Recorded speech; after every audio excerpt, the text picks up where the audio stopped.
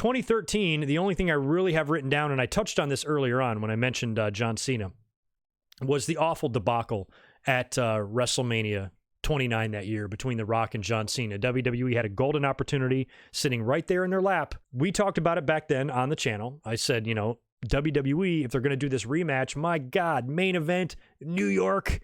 If there's ever a better building or environment or group of fans to turn heel in front of, this is it.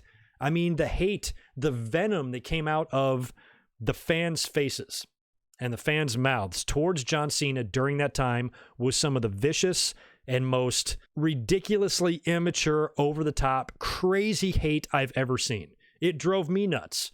It drove me nuts to where I was getting mad and screaming at motherfuckers on commentaries because I'm like, Jesus, what is wrong with these people? I've never seen a bunch of fans more entitled and more assholish in my life than I was seeing towards John Cena. And I said back then, I'm like, mark my words, they will come around. When John Cena, whenever the day comes that he does go into the Hall of Fame, he will be cheered.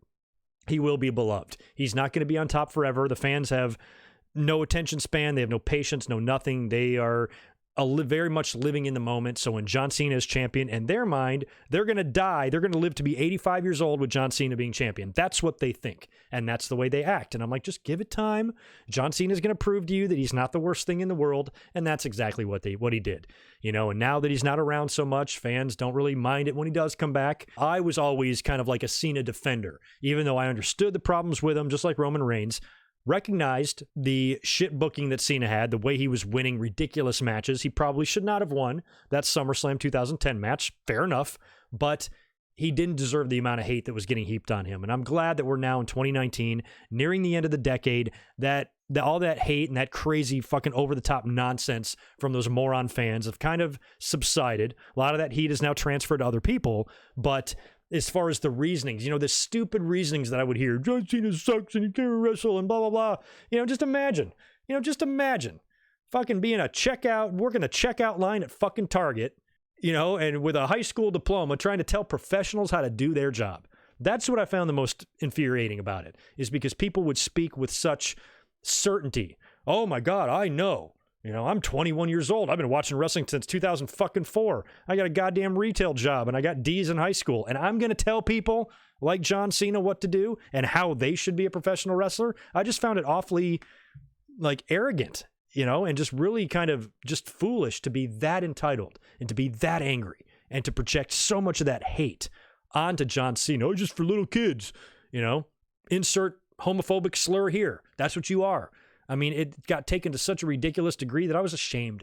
I was ashamed to be a wrestling fan. I was ashamed to be in the same boat as these people, saying I share the same love and passion as them. I don't want anything to do with these type of people. They're fucking jerks, you know, and they're just such misguided anger too, you know, where they don't really analyze or listen to what's coming out of their mouth.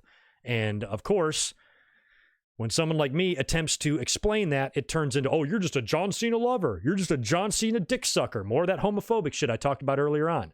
The lowest common denominator of people, that is their go-to insult. This must be gay. Like, my God.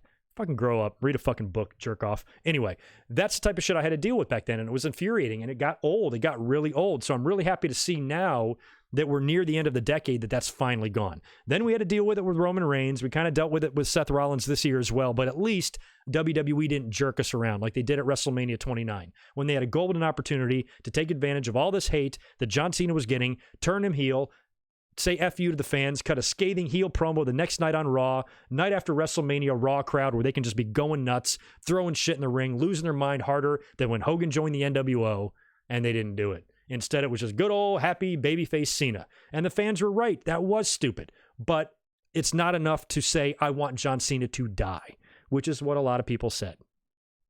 They wanted his life to end. Why? So they wouldn't have to be troubled with seeing his face on TV, because that's just too much. If I have to see his face on TV, I'd rather that guy just be dead. That was the attitude out there. And you guys know I'm right. It was, wasn't it?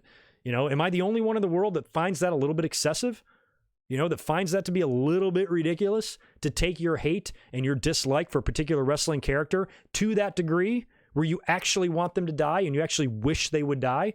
That's how spoiled, that's how self-centered, that's how entitled you are, that you would rather have somebody's life end than to have to watch one of their matches? I don't have any respect for you, man.